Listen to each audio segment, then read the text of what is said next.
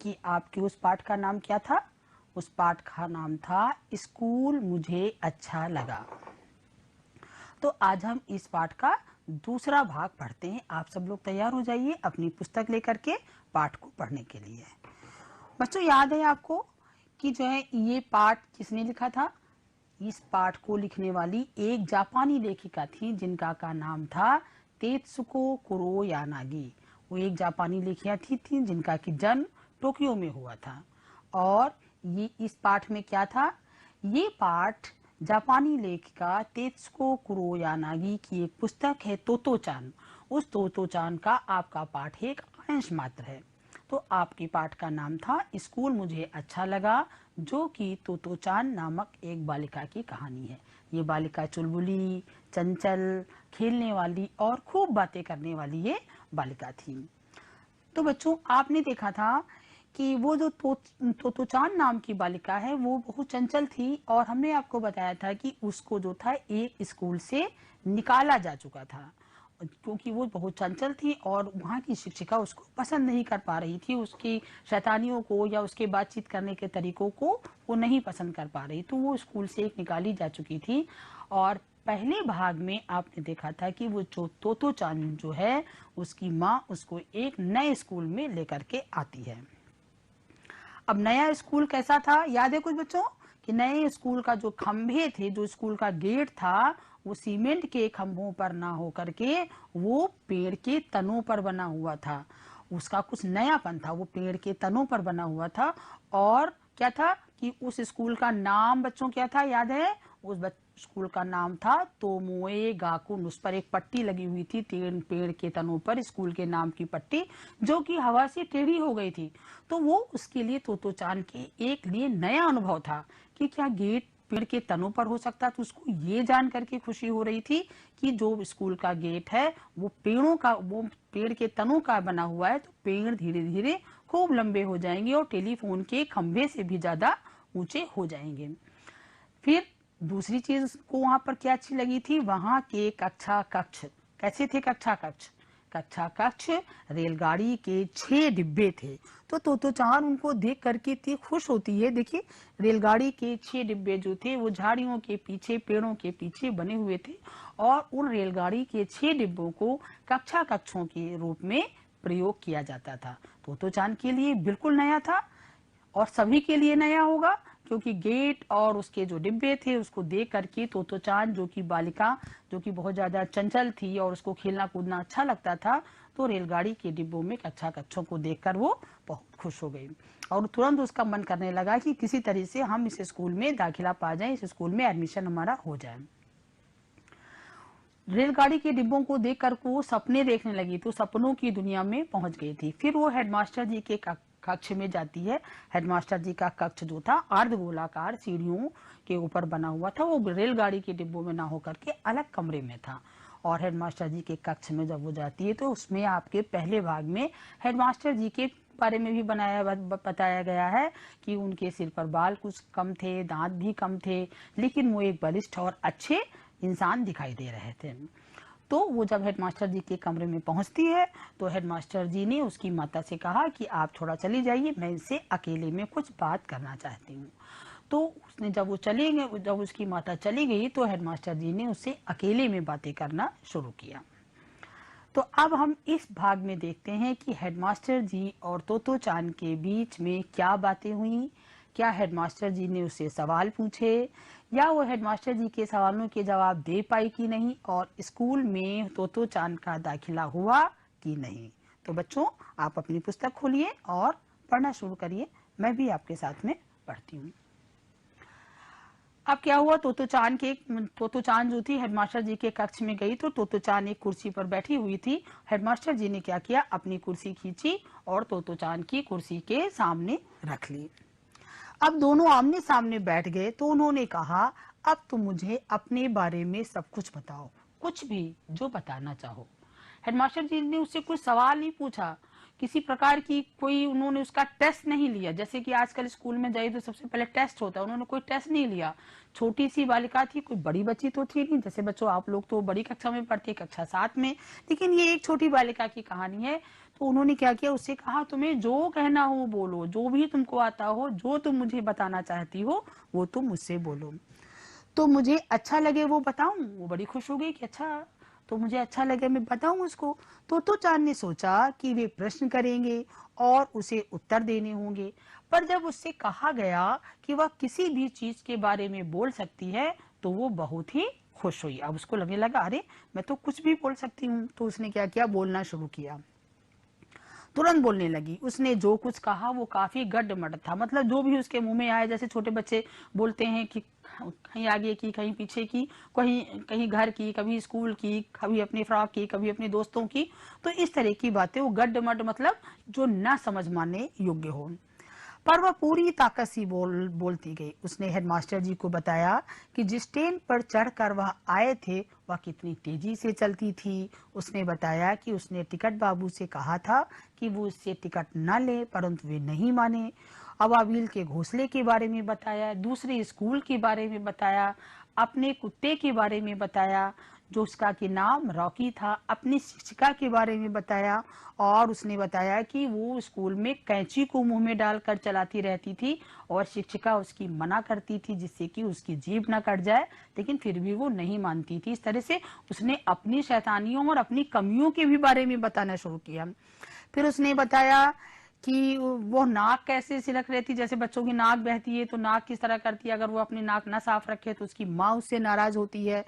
फिर उसने बताया कि उसके पापा कितने अच्छे हैं और अपने पापा के बारे में बताया कि वो बहुत अच्छे तैराक हैं और वो गोता भी लगा लेते हैं। वह लगातार बोलती गई। तो इतनी सारी बातें उसने, कुछ अच्छाई अपनी बताई, कुछ बुराई बताई, कुछ अच्छी बातें पापा के बारे में, शिक्षिका के बारे में, कुत्ते के बारे में बताया। और हेडमास्टर जी उसको सुनते रहे। कभी वो सिर हिलाते, कभी हंसने लगते उसकी किसी बात पर। लेकिन उन्होंने उस पूरे वार्तालाप के दौरान जो तोतो चान और हेडमास्टर के बीच में हुआ, कहीं भी उसकी बातों पर नाराज नहीं हुए। कहीं ऐसा नहीं लगा कि तब वो तोतो चान की बात से ऊब रहे हैं। कभी उन्होंने जम्हाई नहीं ली और वो बोलते गए, वो बोलती गई, वो सुनते गए। बोलते बोलते आखिर उसके पास बोलने के लिए कुछ ना बचा, थोड़ी देर के लिए चुप हो गई। अब वो कितना बोलती। फिर हेडमास्टर जी ने उससे क्या कहा, उसने कहा कि तुम्हारे पास अब कुछ बोलने के लिए नहीं रहा है क्या। अब तो वो फिर सोचने लगी अरे अब तो मैं कुछ बोल ही नहीं पा रही हूँ। फिर वो सोचने लगी कि अब मुझे क्या बोलना चाहिए। ऐसे में चुप रहना कितने शर्म की बात है। तो चांद ने सोचा कितना अच्छा मौका है, क्या वह किसी के भी चीज के बारे में कुछ नहीं बता सकते। उसने लगा कि आज पहली बार उसको इतना बोलने का अवसर मिला है, तो मैं क्या अब इसके आगे कुछ नहीं बता सकी। तो अपने आप में वो शर्मिंदगी सी फील करने लगी। तो उसको लगा कि अब मुझे कुछ बताना चाहिए। उसने मन ही मन सोचा और अचानक उसे कुछ सूझा। अब फिर उसने सोचा कि अब मैं क्या बताऊं। हाँ, वह अपनी फ्रॉक के बारे में बताएगी जो उसने पहन रखा है। वैसे उसके ज्यादातर कपड़े माँ खुद ही सीती थी।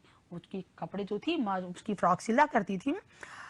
जब भी वह दोपहर के बाद स्कूल से लौटती थी तो अक्सर उसके कपड़े फटे होते थे। वो अपनी शैतानियों के बारे में बताने लगी कि मैं जब स्कूल से लौटती हूँ तो मेरे कपड़े क्यों फट जाते हैं, क्यों फट जाते हैं। असल में उसके कपड़े इसलिए फटते थे कि वह दूसरों के बगीचों में झाड़ियों के बीच से घुसती थी, झाड़ियों के बीच में घुसती थी, तो जिससे कि झाड़ियों की वजह से उसके कपड़े फट जाते थे। साथ ही वह खाली जमीन के तारों और लगे कटीले तारों के नीचे से घुसती थी। कितनी शैतान थी। और वो क्या करती थी, कटीलों तारों, तो उसने खुद ही बताया।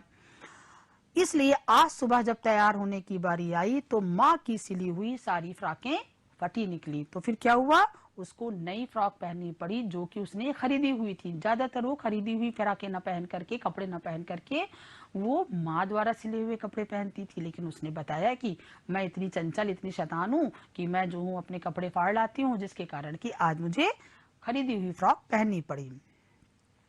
फ्रॉक पर लाल और सलेटी रंग के चेक बने हुए थे और उसका कपड़ा जर्सी का है। फ्रॉक इतनी भी बुरी नहीं है, पर माँ को लगता है कि कॉलर पर बने लगे फूल बड़े फुहड़, मतलब छोटी छोटी बातें उसने बताई कि देखो मेरे कॉलर पे फूल बने हुए हैं जो मेरी माँ को नहीं अच्छे लगते हैं, लेकिन मुझे अच्छी लगती है ये फ्रॉक। माँ को कॉलर पसंद नहीं। तो चांद ने कॉलर उठाकर हेडमास्टर को दिखाया। तो अब आपको नहीं लग रहा है कि हेडमास्टर और तोतो चांद के बीच में दोस्ती जैसा माहौल हो गया।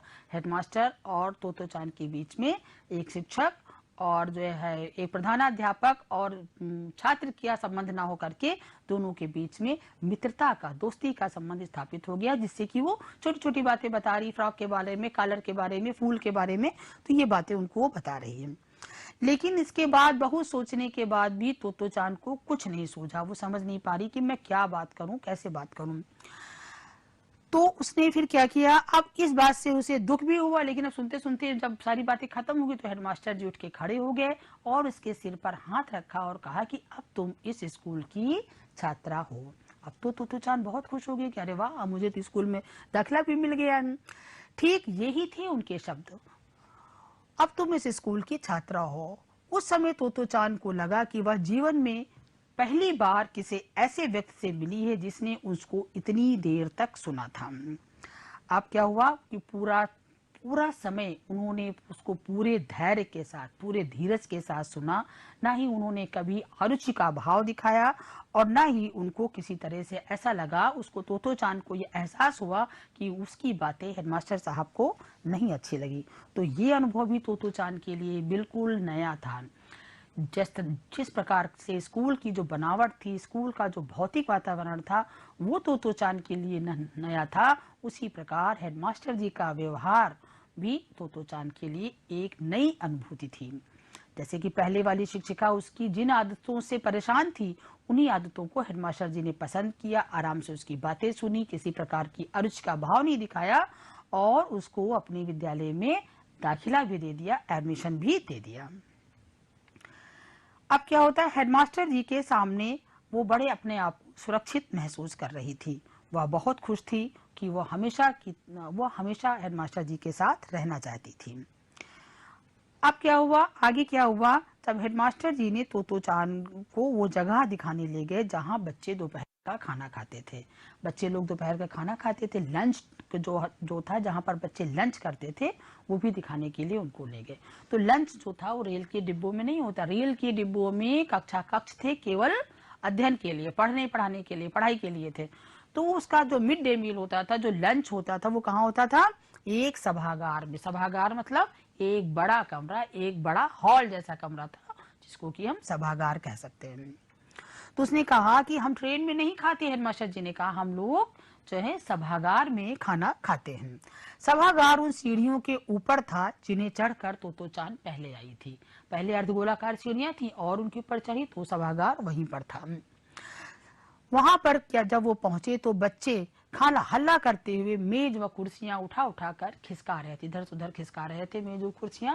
तो थोड़ा शोरगुल भी हो रहा था, जैसे आप लोग करते हैं खाना खाते समय, शैतानियां करते हैं, मिड डे मील जब खाते हैं, अपना मध्याह्न भोजन जब करते हैं, तो आप लोग भी इस प्रकार की शैतानियां करते हैं और मिलजुल कर हंसते खिलखिलाते हुए खाते हैं खाना। तो वो सभागार के कोने में खड़े हो गए और बच्चों को वो देखने लगे। तोतो जान ने हेडमास्टर जी के जैकेट का किनारा खींचा और पूछा, बस इतने ही बच्चे, बाकी बच्चे कहाँ हैं?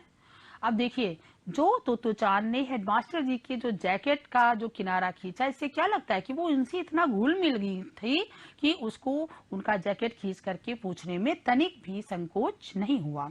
तो उसने पूछा कि जो है क्या इतने ही बच्चे हैं? तो उन्होंने कहा हाँ, इतने ही बच्चे हैं। तोतो चान को ये भी बड़ा आश्चर्यजनक लगा कि अरे, यहाँ तो इतने बच्चे हैं जितने कि उसके पुराने स्कूल की एक कक्षा में थे, तो वहाँ बच्चे भी कम थे। फिर जो था उसके बाद उन्होंने कहा बस केवल 50 ही बच्चे हैं, तो वहाँ कुल मिला के लगभग 50 बच्चे थे। हाँ, बस इतने ही, हेडमास्टर जी ने कहा। यहाँ पहले वाले स्कूल से हर चीज अलग है, तोतो चान सोचने लगी। जब सारे बच्चे बैठ गए तो हेडमास्टर जी ने जानना चाहा कि हर एक बच्चा खाने में समुद्र से और कुछ पहाड़ से लाया है कि नहीं। तब सारे बच्चे बैठ गए तो फिर प्रधानाध्यापक जी ने उससे बच्चों से पूछा कि आप लोग अपने टिफिन में कुछ पहाड़ से या कुछ समुद्र से लाए हैं? ये भाषा भी तोतो चान के लिए बिल्कुल अलग थी, ये वाक्य अलग था कि पहाड़ से और समुद्र से लाने का क्या मतलब था। तो सब बच्चे जो थे वो हेडमास्टर जी को अपना टिफिन दिखाने लगे। तो हेडमास्टर जी मेजों के घेरे में घूम घूम करके हर एक बच्चे के टिफिन में झांक रहे थे, डिब्बे में झांक रहे थे कि समुद्र से या उससे कुछ लाए। वाह, क्या मजा है, तोतो चान ने सोचा। पर कुछ समुद्र में और कुछ पहाड़ से क्या मतलब होगा, कितना अलग है ये स्कूल है। पर अच्छा, उसे तो इससे पहले ये पता ही नहीं था कि खाने का समय या दोपहर का खाना भी इतना मज़ेदार हो सकता है। अब वो इस पर विचार कर रही है कि क्या समुद्र से और पहाड़ से का क्या मतलब। बच्चों आप लोग भी विचार करिए कि समुद्र से और पहाड़ से का क्या मतलब हो सकता है। हेडमास्टर जी के यह कहने के बाद कि अब तुम इस स्कूल की छात्रा हो, तो चांद बेसब्री से अगले दिन का इंतजार कर रही थी। अब जब वो घर आ गई है लौट करके, और तो चांद ने उसको मतलब उसकी माँ ने उसको बता दिया कि तुम्हारा दाखिला हो गया, हेडमास्टर जी ने भी बता दिया, तो वो घर आने के बाद में वो बड़ी बेसब्री से इंतजार कर रही थी कि उसे अगले दिन स्कूल जाना है। इस सप्ताह से उसने किसी भी दिन का इंतजार इतनी बेसब्री से नहीं किया था। पूरे हफ्ते में जितनी बेसब्री से वो इस बात का इंतजार कर रही थी, उस प्रकार से उसने किसी भी चीज का इंतजार, कुछ हेडमास्टर साहब कुछ ऐसे थे और तो चांद जी भी कुछ ऐसी प्यारी सी बालिका थी। अब जो है उसकी माँ भी बड़ी खुश थी। उसने अपना जो था तो चांद ने अपना बैग लिया, अपने आप तैयार हो गई। जैसे कि और स्कूल में जाने के लिए उसको जगाना पड़ता था, तो उसकी माँ को उसको उठाना नहीं पड़ा। वो स्वयं उठ के तैयार हो गई और बैग लेकर वो इंतजार करने लगी कि मुझे स्कूल जाना है। अब उसकी माँ को क्या करना था, माँ ने जो था उसको पहले नाश्ता कराया, फिर उसके टिफिन में कुछ पहाड़ से उसका मुंह कुछ समुद्र से भी तो रखना था टिफिन में, तो वो उसने पहाड़ से या समुद्र से कुछ रखा। बच्चों पहाड़ से समुद्र का मतलब आप ऐसे समझिए कि समुद्र से मतलब है कुछ तरल पदार्थ, जैसे सूप या रसेदार सब्जी या दही, उसको हुआ तरल पदार्थ। और ठोस में जैसे आपने पराठा खाया या आपने रोटी ली या आपने ब्रेड ली, तो वो हुआ ठोस। तो समुद्र और पहाड़ का मतलब ऐसा ही था। तो उसने क्या किया, फिर माँ को तो बहुत कुछ करना था, तो चांद ने नाश्ता किया। उसने उसका लंच बॉक्स बनाने में जुट गई। कुछ समुद्र से और कुछ पहाड़ से भी तो डालना था। माँ ने रेलगाड़ी का जो पास था, उसको रेल से जाना होता था ना स्कूल, तो रेलगाड़ी के पास को एक प्लास्टिक की थैली में डालकर उसके गले में लटका दिया, जिससे कि वह खो ना जाए। और जाते समय उसकी माँ ने कहा अच्छी लड़की बनना, क्योंकि एक स्कूल से वो बुरी लड़की बना दी गई थी और बुरी लड़की कहने के कारण उसकी शिक्षिका ने उनको निकाल दिया था। बिल्कुल। तो चांद ने जूते पहने और सामने का दरवाजा खोला। तब वह मुड़ी और शिष्टता से झुककर बोली, अच्छा माँ, गुड बाय। चलते समय उसने अपनी माँ को बाय बाय किया, जैसे कि सभी बच्चे करते हैं, और वह स्कूल के लिए चली गई। तो चांद को निकलते देखकर माँ की आंखें बरबस भर आई। माँ की आंखें बरबस क्यों भर आई बच्चों? माँ की आंखें, आंखें भर आना मतलब ये एक मुहावरा है। आंखें भर आना का मतलब है कि उनकी आंखों में आंसू आ गए। तो उनकी आंखों में आंसू इसलिए आ गए कि उनकी बच्ची कई, एक नहीं कई स्कूलों से निकाली जा चुकी थी। ये आपके पाठ में नहीं है, लेकिन जो तो चांद की जो मूल जो किताब है उसमें ये लिखा हुआ है। तो उन्होंने उसकी माँ को आंखें देखकर, उसकी आंख मतलब उसको निकलते हुए देखकर माँ की आंखें भर आई। कितना कठिन था ये मानना कि उनकी चुबली बिटिया आज इतनी खुशी से इस स्कूल में जा रही है। हाल में ही एक स्कूल से वो निकाली जा चुकी है। उसने मन से प्रार्थना की इस बार सब कुछ अच्छा हो, शुभ हो, मतलब अच्छा हो। तो बच्चों ये जो है आपका जो पाठ है वो इस कहानी का एक अंश मात्र है। इनकी कहानी जो तेत्सुको कुरोयानागी है, उनकी कहानी है तोतो चान। और हम आपसे कहते हैं कि आप इस पुस्तक को अवश्य पढ़ें, चाहे आप लाइब्रेरी से लेकर के पढ़ें, पुस्तकालय से लेकर के पढ़ें, या पुस्तकालय से लेकर के पढ़ें, तो आप अपनी बड़ों की सहायता से ICT नेट का प्रयोग करके गूगल से कहानी को निकाल कर पढ़ें, पूरी कहानी पढ़ें। इसका अनुवाद सभी भाषाओं में है, जापान की होने के बाद भी इसका। और इस कहानी को आप लोग जब पढ़ेंगे तो आपको जो इसका अंश है, इसके पहले भाग की कहानी भी आपको समझ में आएगी कि वो किस प्रकार की चुलबुली थी। बहुत अच्छी कहानी है बच्चों, को मिला के आप पढ़िए, बहुत अच्छा लगेगा। तो ये तो आपका पाठ था जो कि खत्म हुआ। अब इसमें कुछ कठिन शब्द थे जो कि हम आपको पाठ पढ़ाने के साथ साथ बताते चले हैं, लेकिन फिर भी आप देख लीजिए। कायदा, कायदा का मतलब नियम, जैसे कि हमको कायदे से चलना चाहिए, कायदे से जाना चाहिए। दफ्तर अर्थात कार्यालय। हवाबील एक छोटी चिड़िया जो खंडहरों में अपना घोंसला बनाती है। करिश्मा मतलब करामात, करिश्मा दिखाना, कहीं कोई करामात, कोई करिश्मा या कुछ ऐसा हो जाना कि जो उसके बारे में आपने न सोचा हो। सभागार किसी संस्था का बड़ा हाल नुमा कमरा जहां अक्सर सभागार जैसे कोई बड़ा कमरा, आपके विद्यालय में भी कोई बड़ा कमरा होगा जहां सांस्कृतिक कार्यक्रम वगैरह आप लोग करते होंगे, या नहीं होगा, कमरा उतना ही बड़ा होगा लेकिन उसको खाली करा लिया जाता होगा। तो बड़ा कमरा जहाँ की, जिसको हॉल हम कह सकते हैं छोटा मोटा। बेसब्री माने अधीरता, अधीर बेसब्री से इंतजार करना कि बहुत बेचैनी से, कि हम किसी चीज का हम बेसब्री से हम मतलब उसका जो है, तो इसमें क्या दिखाया है कि वो बेसब्री से स्कूल में दाखिला पाना चाह रही थी, उसका इंतजार कर रही थी। तो ये तो बच्चों हुए आपके शब्दार्थ। अब इस पाठ पर आधारित कुछ प्रश्न हैं जिनके की उत्तर आपको देने हैं। हेडमास्टर जी ने तोतोचान से क्या कहा? हेडमास्टर जी ने तोतोचान से कहा कि तुम मुझे अपने बारे में सब कुछ बताओ। तोतोचान की फ्रॉक कैसी थी? फ्रॉक पर सलेटी रंग के चेक बने हुए थे। और बच्चों एक चीज और, इसमें हेडमास्टर जी का नाम आया है। हेडमास्टर जी का नाम क्या था? नाम था उनका सोसा कोबायाशी। देखिए ये जापानी नाम है, इसलिए थोड़ा सा मुश्किल होगी पढ़ने में, थोड़ा सा मुश्किल होगी उनको याद रखने में, लेकिन आपको याद रखना पड़े। लेखिका का नाम क्या था? तेत्सुको कुरोयानागी। उसकी स्कूल का नाम क्या था? तोमोए गाकुन। और हेडमास्टर जी का नाम क्या था? सोसाकु कोबायाशी। पूरे स्कूल में कुल कितने बच्चे थे? 50 बच्चे थे। और फिर अगला प्रश्न है, हेडमास्टर जी बच्चों के टिफिन में क्या देख रहे थे? हेडमास्टर जी बच्चों के टिफिन में देख रहे थे कि बच्चे अपने टिफिन में समुद्र से या पहाड़ से कुछ लाए हैं कि नहीं लाए हैं। आपके विचार से समुद्र और पहाड़ से क्या मतलब है?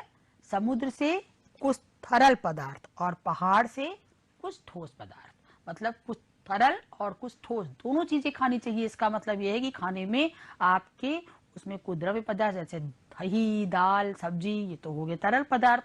और ठोस पदार्थ में आप जैसे आप लड्डू पेड़ा भी खाएं तो वो भी उसको ठोस पदार्थ में लिया जा सकता है। ठोस और तरल दोनों ही प्रकार की चीजें बच्चों के टिफिन में होनी चाहिए, इसका ये मतलब है। कुछ बच्चे सब्जी नहीं खाते हैं, दाल नहीं खाते हैं, तो ऐसा नहीं, आपको तरल और ठोस दोनों पदार्थ खाने चाहिए। तो बच्चों आपने देखा कि ये स्कूल जो था उसको कुल मिला के उसमें सब कुछ नया नया था, क्योंकि स्कूल का जो भौतिक वातावरण था, जो स्कूल की बनावट थी, और जो प्रधानाचार्य जी जो थे उसको उनका जो दोस्ताना व्यवहार था, जो मित्रतापूर्ण व्यवहार था, दोपहर के भोजन की मजेदार बातों ने क्या किया कि तोतोचान के मन में आकर्षण पैदा कर दिया, स्कूल के प्रति लगाव पैदा कर दिया। वो बालिका जो कि इतनी चंचल थी कि उसके वहां के अध्यापक उसको नहीं समझ पा रहे थे, नए अध्यापक ने उनको समझा और वो स्कूल जाने में ज्यादा रुचि दिखाने लगी। तो बच्चों देखिए, इस कहानी से हमने ये जाना कि छोटे बच्चे बड़े ही संवेदनशील होते हैं। जो छोटे बच्चे होते हैं वो बहुत जल्दी बुरा मान जाते हैं और बहुत जल्दी उनको, तो यदि उन्हें हर बात पर टोका जाता है तो वह उनके मन में पढ़ाई के प्रति अरुचि पैदा हो जाती और वो स्कूल जाने में आनाकानी करते हैं।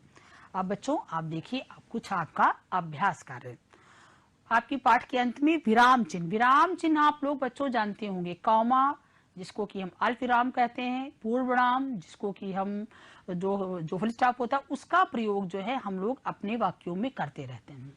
विराम का अर्थ होता है विश्राम लेना। विराम का अर्थ क्या होता है? रुकना। बातचीत के दौरान अभिप्राय को स्पष्ट करने के लिए, मतलब अपनी बात को हम सही तरीके से बताने के लिए हम बीच बीच में रुकते हैं। हम कोई भी बात लगातार नहीं बोल, जैसे मैं आपको पढ़ा रही हूँ या मैं कुछ बोल रही हूँ तो मैं कहीं कहीं रुक रही हूँ कि ऐसा हुआ, फिर उन्होंने ऐसा कहा। तो इस प्रकार से जो रुकना होता है उस रुकने को ही हम विराम कहते हैं। तो वो जब हम बातचीत करते हैं या हम कुछ लिखते हैं तो उसको समझाने के लिए या अपनी बात को सही तरीके से स्पष्ट करने के लिए हम रुकते हैं, और रुकते समय हम कुछ चिन्हों का प्रयोग करते हैं जब हम लिखते हैं। तो इन्हीं चिन्हों को हम विराम चिन्ह कहते हैं। कुछ प्रमुख विराम चिन्ह इस प्रकार हैं। पहला है अल्प विराम। वाक्य में सबसे कम रुकने के लिए दो या दो से अधिक समान पदों, पद्यांशों, वाक्यों को अलग करने के लिए इसका प्रयोग किया जाता है। बच्चों आप इसको लिख सकते हैं, आप अपनी उत्तर पुस्तिका पर इनको लिख लीजिए। जैसे राधा, रेखा, निर्मला और सरला बाजार गई, ये क्या है? अलग अलग पद है, ये सारी संज्ञाएं हैं, ढेर सारी संज्ञाएं एक साथ हैं और इनको एक वाक्य में प्रयोग करना है। तो इसलिए हमने यहाँ पर अल्प विराम, जिसको कि हम कॉमा भी कहते हैं, उसका हम प्रयोग करते हैं। फिर है पूर्ण विराम का प्रयोग। तो सभी बच्चे जानते हैं, जब वाक्य का पूरा हो जाता है तो उसके बाद में हम पूर्ण विराम का प्रयोग करते हैं। जब लिखते से अगर पूर्ण विराम नहीं लगाते हैं तो खत्म हुआ वाक्य और शुरू हुआ वाक्य आपस में मिल जाते हैं और हमको पढ़ने में वो अटपटा लगता है, खराब लगता है, बोलने में भी खराब लगेगा। जैसे लिखा है मैं घर जा रहा हूँ। फिर है प्रश्नवाचक चिन्ह, ये है प्रश्नवाचक चिन्ह, सब बच्चे इसको लिखेंगे और ध्यान भी रखेंगे, याद रखेंगे। ये प्रश्नवाचक वाक्यों के अंत में लगाया जाता है, जैसे तुम्हारी किताब कहाँ है, आपका नाम क्या है, आप क्या कर रहे हैं। तो इस प्रकार के वाक्यों में ये प्रश्नवाचक चिन्ह लगाया जाता है। बच्चों ये चिन्ह आप लोग बहुत अच्छी तरह जानते होंगे, आप लोग कक्षा 7 के विद्यार्थी हैं।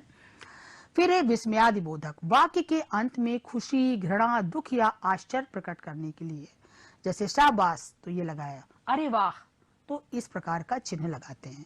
फिर है इकहरा अवतरण चिन्ह, किसी विशेष शब्द या पद को बताने के लिए हम इकहरा अवतरण लगाते हैं। जैसे आपने रामायण लिखी और इनकी पुस्तक का नाम तोतो चांद था, तो तोतो चांद में हम एक इन्वर्टेड कामा लगाएंगे, ऐसे करके एक तरफ, जैसे तोतो यहाँ रामायण के नाम में लगी ऐसे ही तोतो चांद में भी लगा हुआ है। दोहरा अवतरण चिन्ह, जब हम किसी भी बात को, किसी की कही हुई बात को उसी के शब्दों में कह देते हैं तो वहां पर हम दोहरा अवतरण इधर से ऐसे शुरू करते हैं और ऐसे करके लगाते हैं, उसको हम कहते हैं दोहरा अवतरण, या हम उसको इन्वर्टेड कॉमा भी कहते हैं, डबल इन्वर्टेड कॉमा लगाते हैं। ठीक है, अब देखिए बच्चों ये अभ्यास कार्य है, आप इसको पूरा पढ़िए। देखिए तो इसमें आपको हम इसका जैसे लिखा है, चिड़ी मार की बीवी ने डरे हुए तोते को हाथ में लिया और उसे सहलाते हुए बोली, यहाँ हमने लगाया कामा। आप उसकी कही हुई बात को उसी के शब्दों में कहना है। उसने कहा कि कितना, ये डबल इन्वर्टेड कॉमा है, कितना छोटा तोता है, इसका तो एक निवाला भी नहीं होगा पूर्णम, इसे मारना फिजूल है। अब यहाँ पर इसको हमने इन्वर्टेड कॉमा क्लोज कर दिया, बंद कर दिया। ये दोहरा अवतरण है बेटा। यहाँ पर हीरामन ने कहा, अब हीरामन तोता था, क्या कहा उसने, उसकी कही हुई बात को उसी के शब्दों में कहना है। माँ मुझे मत मारो, राजा को भेज दो, तुम्हें बहुत पैसे मिलेंगे। अब यहाँ पर पूर्वनाम लगा के फिर हमने दोहरा अवतरण बंद कर दिया। तोते को बोलते हुए सुनकर वह हक्के बक्के रह गए। थोड़ी देर बाद अचरज से उबरे तो पूछा कि वह उसकी कितनी कीमत मांगे। पूछा वह उसकी, अब यहाँ पर जो है ये नहीं लगेगा क्योंकि पूछा के बाद में कि वह उसकी, यहाँ पर उसकी कही हुई बात को उसके शब्दों में ना कहकर वक्ता ने अपने शब्दों का प्रयोग किया है कि वह उसकी कितनी कीमत मांगे। हीरामन ने कहा, अब यहाँ पर हीरामन ने कहा के बाद में फिर से लगेगा और ये दोहरा अवतरण है। कहा या तुम मुझ पर छोड़ दो, राजा कीमत पूछे तो कहना कि तोता अपनी कीमत खुद बताएगा। यहाँ पर आपका ये अवतरण बंद हो गया, दोहरा अवतरण। तो ये तो हुआ आपका अभ्यास कार्य और इस प्रकार से आप विराम चिन्हों का प्रयोग करते हैं। अब ये आपका गृह कार्य है, इसमें आपको अपने खेल के मैदान, दोपहर के भोजन के बारे में कुछ वाक्य लिखने हैं। फिर इन वाक्यों का आपको अपने शब्दों में प्रयोग करना है। वाक्यों में अचानक, सचमुच, बेकार, दफ्तर, गंभीरता। अब बच्चों इस चित्र को देखिए और इनमें ये एक व्यक्ति है जो कि पौधे लगा रहा, किसान है, और ये जो है उसका बेटा है। तो उसके पिता और उसके बीच में पर्यावरण को लेकर क्या बातें हो रही हैं। ये लोग पेड़ लगा रहे हैं, तो पेड़ लगाने से क्या लाभ होते हैं या क्या हो सकता है, तो पर्यावरण के संबंध में इनमें क्या बातें हो रही हैं, इनको आप अपने शब्दों में लिखेंगे। तो बच्चों आज आपके दोनों पाठ पूरे हुए और इस प्रकार से आपकी तोतो चांद की कहानी खत्म हुई। थैंक यू बच्चों, धन्यवाद।